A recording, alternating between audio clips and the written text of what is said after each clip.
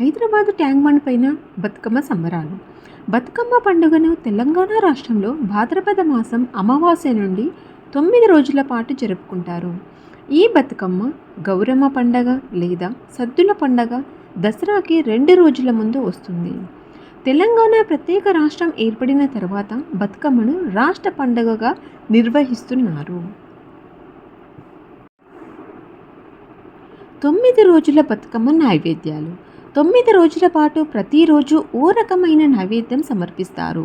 మొదటి 8 రోజులు ఈ నైవేద్యం తయారీలో యువతీ యువకులు పాల్గొంటారు. చివరి రోజును సద్దుల బతుకమ్మ అంటారు. ఈ రోజు మాత్రం నైవేద్యాన్ని మహిళలు తయారు చేస్తారు. సద్దుల బతుకమ్మ ఆశ్వయుజ అష్టమి నాడు అదే రోజు దుర్గాష్టమిని జరుపుకుంటారు. 5 రకాల నైవేద్యాలు తయారు చేస్తారు. పెరుగన్నం, చింతపండు, పులిహోర, నిమ్మకాయ అన్నం, కొబ్బరన్నం, నువ్వులన్నం. 9 రోజులు సమర్పించే నైవేద్యాలలో మొక్కజొన్నలు, జొన్నలు, సజ్జలు, మినుములు, శనగలు, పెసర్లు, పల్లీలు, నువ్వులు, గోధుమలు, బియ్యం, కాజు, బెల్లం, పాలు ఉపయోగిస్తారు. 9 రోజుల బతుకమ్మ పండుగలో మొదటి రోజు బతుకమ్మను ఎంగిలి పువ్వు బతుకమ్మ అని, చివరి రోజు బతుకమ్మను సద్దుల బతుకమ్మ అని అంటారు.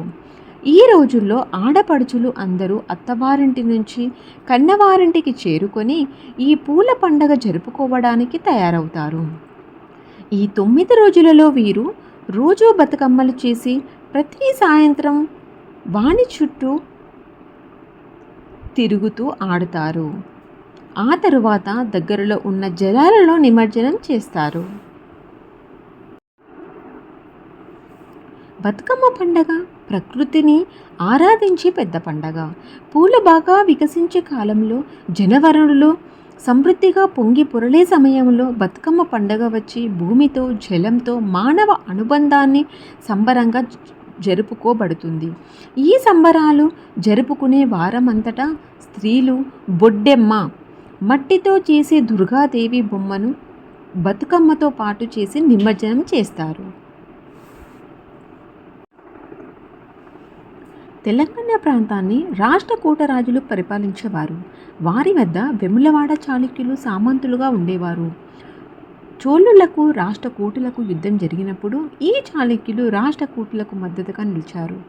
క్రీస్తు శకం 973లో ఈ చాళుక్య రాజైన తైలపాడు రాష్ట్ర కూటులకు చివరి రాజుగా వ్యవహరించిన కర్కటుని హతం చేసి కళ్యాణి చాళుక్య రాజ్యాన్ని నెలకొల్పాడు. ప్రస్తుత తెలంగాణ ప్రాంతాన్ని తైలపాడు రాజే పరిపాలించేవాడు. క్రీస్తు శకం 997లో తైలపాడు మరణించడంతో అతని కుమారుడైన సత్యసాయుడు రాజపీఠాన్ని అధిష్ఠించాడు. అప్పటి వెములవాడ ప్రస్తుతం కరీంనగర్ జిల్లాలో ప్రసిద్ధి చెందిన రాజరాజేశ్వరి ఆలయం ఉండేది. ఆపదలో ఉండేవారికి రాజరాజేశ్వరి అండగా ఉంటుందని అప్పటి ప్రజలు నమ్మేవారు. ప్రజలే కాదు, ఎంగిలి పూల బతుకమ్మ మహా అమావాస్య రోజు బతుకమ్మ మొదటి రోజు వేడుక మొదలవుతుంది. తెలంగాణలో దీన్ని పెద్దరమాస అని కూడా అంటారు. నువ్వులు, బియ్యం పిండి, నూకలు కలిపి నైవేద్యం తయారు చేస్తారు. అటుకుల బతుకమ్మ ఆశ్వయుజ శుద్ధ పాడ్యమి నాడు చేస్తారు. సప్పిటి పప్పు, బెల్లం, అటుకులతో నైవేద్యం తయారు చేసి అమ్మవారికి సమర్పిస్తారు. ముద్దపప్పు బతుకమ్మ ముద్దపప్పు, పాలు, బెల్లంతో నైవేద్యం తయారు చేసి సమర్పిస్తారు. నానె బియ్యం బతుకమ్మ నానేసిన బియ్యం, పాలు, బెల్లం కలిపి నైవేద్యం చేస్తారు. అట్ల బతుకమ్మ అట్లు లేదా దోశ నైవేద్యంగా సమర్పిస్తారు. అలిగిన బతుకమ్మ ఈరోజు ఆశ్వయుజ పంచమి నైవేద్యమేమీ సమర్పించదు. వేపకాయల బతుకమ్మ బియ్యం పిండిని బాగా వేయించి వేప పండ్లుగా తయారు చేసి నైవేద్యం సమర్పిస్తారు. వెన్నె ముద్దల బతుకమ్మ నువ్వులు, వెన్నెలు లేదా నెయ్యి, బెల్లం కలిపి నైవేద్యం తయారు చేస్తారు. సద్దుల బతుకమ్మ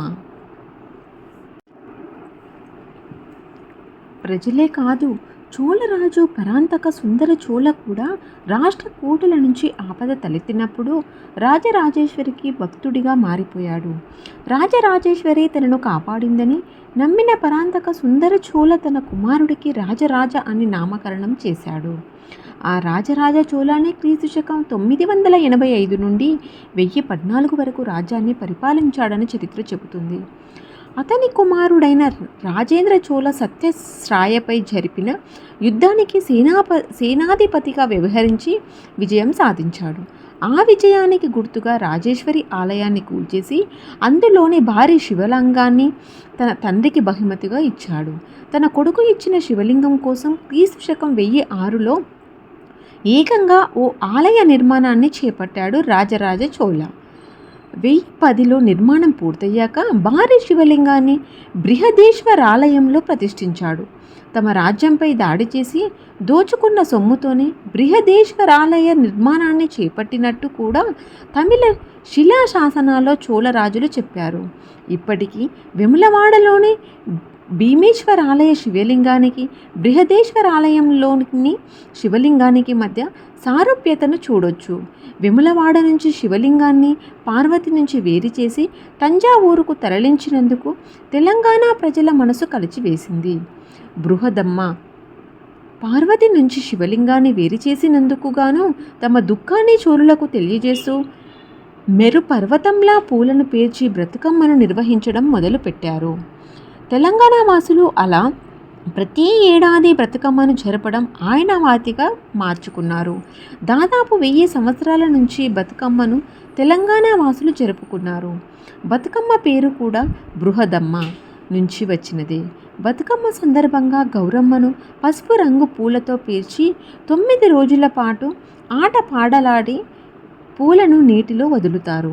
శివుని లేని పార్వతి గురించి పాటలుగా పాడుతూ బతుకమ్మను జరుపుకుంటారు తెలంగాణ వాసులు. 2022 తెలంగాణ రాష్ట్రంలో 2022 సెప్టెంబర్ 25వ తేదీ నుంచి అక్టోబర్ 3వ తేదీ వరకు బతుకమ్మ వేడుకలు జరిగాయి.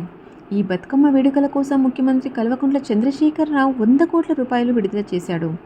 తెలంగాణ ప్రభుత్వ భాషా సాంస్కృతిక శాఖ ఆధ్వర్యంలో రవీంద్ర భారతిలో సెప్టెంబర్ 26వ తేదీ నుంచి అక్టోబర్ 2వ వరకు మహిళా ప్రతినిధులతో బతుకమ్మ ఆటలు, తెలంగాణ సంగీత నాటక అకాడమిక సారథ్యంలో సెప్టెంబర్ 26, 27, 28 3 రోజుల పాటు దేవీ వైభవ్ నృత్యోత్సవాలు అధికార భాషా సంఘం సారథ్యంలో అక్టోబర్ 2న గన్ పార్క్ వద్ద అమరవీరులకు నివాళులుగా బతుకమ్మ ఉత్సవాలు తదితర కార్యక్రమాలు. చివరి రోజు అక్టోబర్ 3న ఎల్బీ నగర్ స్టేడియం నుంచి వేలాది మంది మహిళలతో బతుకమ్మలతో 1000 మందికి పైగా జానపద గిరిజన కళాకారులతో ఊరేగింపుగా వెళ్ళి ట్యాంక్ బండ్పై నిమజ్జన ఉత్సవాలు నిర్వహించారు.